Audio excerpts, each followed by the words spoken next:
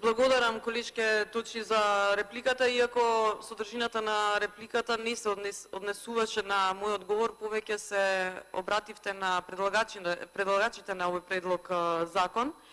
Истите дилеми, да речам, на иста бранова должина сме во однос на ова законско решение, бидејќи истите дилеми во однос на називите на факултетите се појавуваат и кај мене кога ги читам, и на вистина факултет во постоечкото решение е факултет за применета информатика и дигитална хуманистика, за да сега во новиот предлог закон биде факултет за компјутерски науки и инженерство.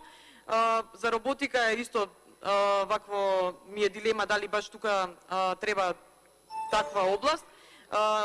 Дефинитивно тука е на начин овие се носат овие факултети и називи, зошто да биде просто кога може да биде сложено.